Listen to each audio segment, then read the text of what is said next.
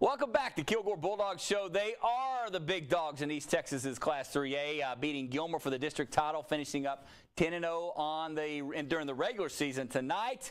Let's see what they do in the first round of the playoffs. Taking on the Vandals up in Lindell's Eagle Stadium. And early on, Benny Colbert to Aaron, Mr. Speed Foy, and Foy goes all the way for the long touchdown, and Bulldogs out of the gates up 7-0. Peter Maddox trying to bring the Vandals right back, and this is a great-looking ball right here, right over the middle. Found the seam to Alfonso Thomas, and then Mr. Savis is going to run it in for the Vandals, and we are tied at 7. But, man, Kilgore had it going on tonight as they have all season long, especially Kevin Justice, top running back in East Texas. He's up there for sure. And, man, look at him bouncing off the Vandals left and right, then turns it into another gear here.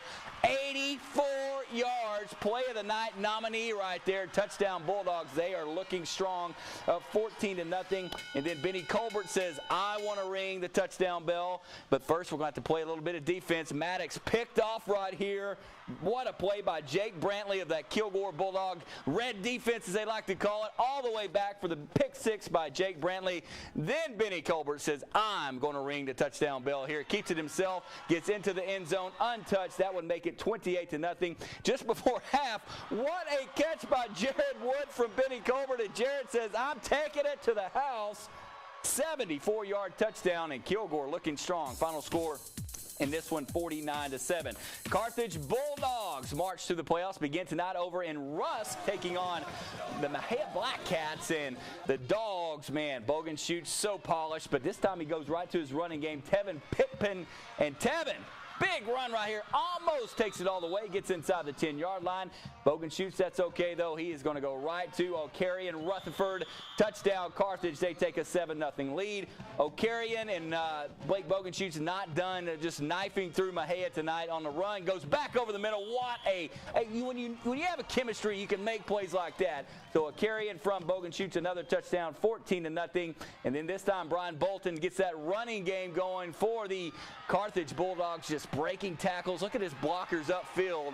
Carthage knows how to play football. They would score on a Pipkin 23-yard touchdown right here. And I tell you what, Carthage doing what they do. 49-6 is your final score. They beat Mexia and looking strong. Over in Bullard tonight, Wills Point taking on the Pittsburgh Pirates.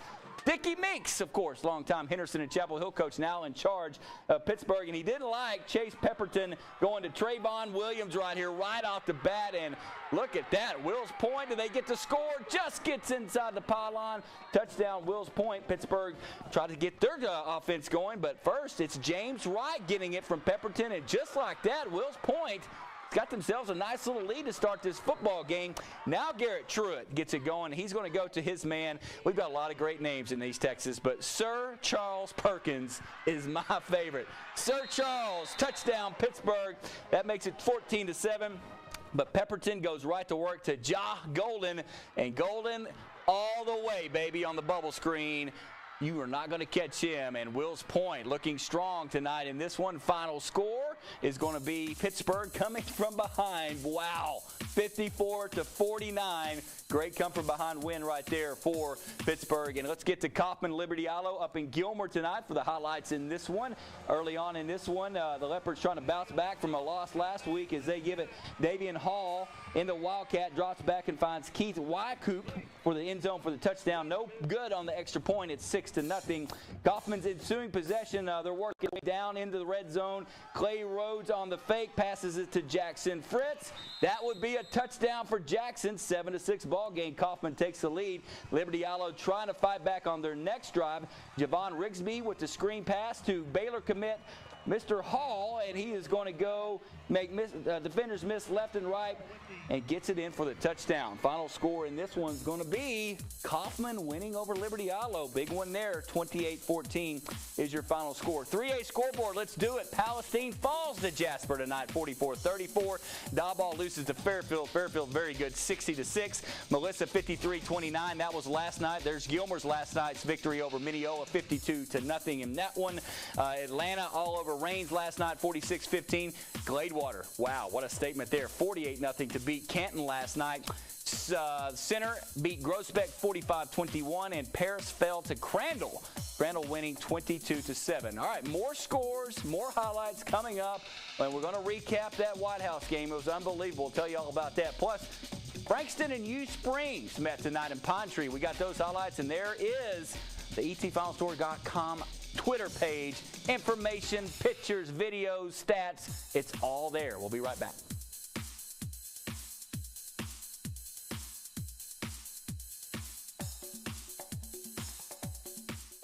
Welcome back. And the Frankston Indians started off playoff play tonight. Very tough draw, taking on the 9-1 U Springs Mustangs, and they're pretty angry after coming into tonight's game after losing the district title game. Early on, what a play by Ozzie Buckner to Kendrick Rogers, but it's broken up by U Springs' Malik Chisholm, and then Chad McKinney on the handoff. Great play right there for U Springs, and Fred Hopkins is going to get it.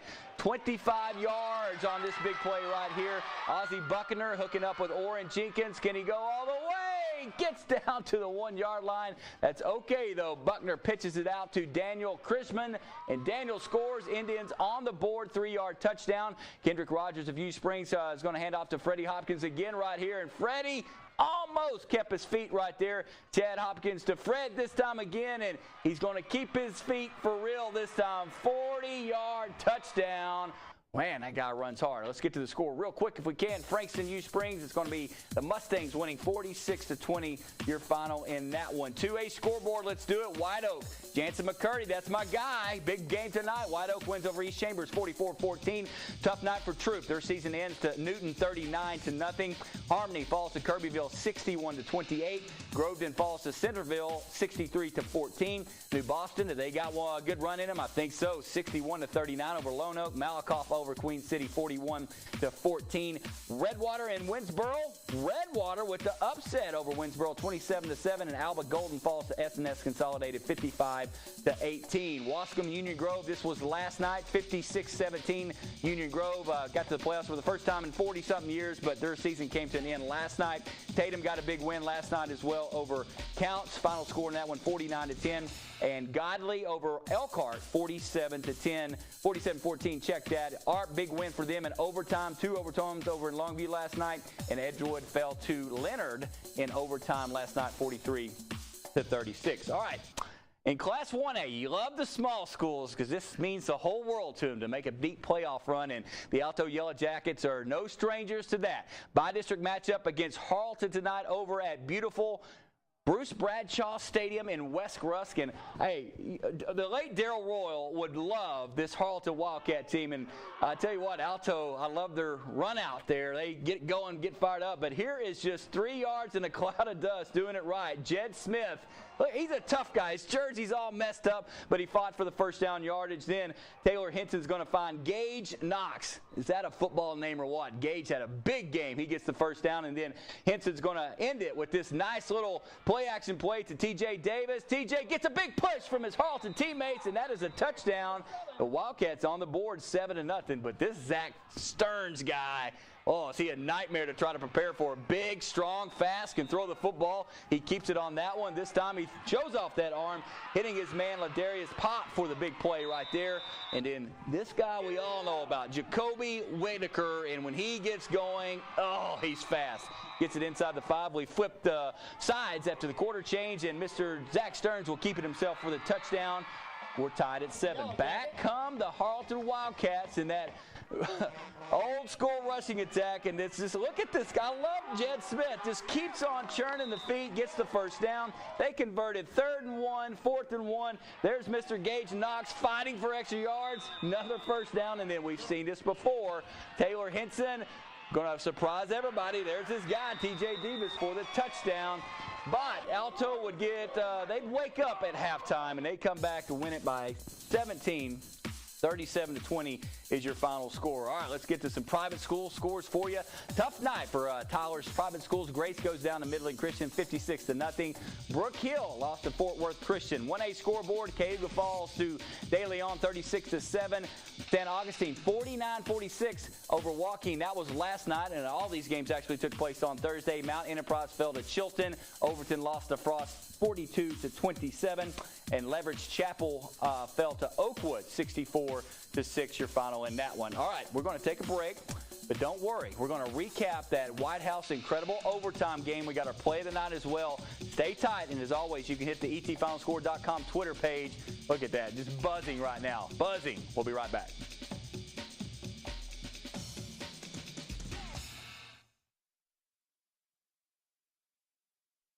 All right, let's get to our play of the night. And, you know, Kevin Justice of Kilgore, he's a guy, we could probably do this every single Friday. He's electrifying. Look at the moves right here. Bouncing off Van Vandal defenders left and right, and would turn the quarter up to the sideline for an 85-yard touchdown.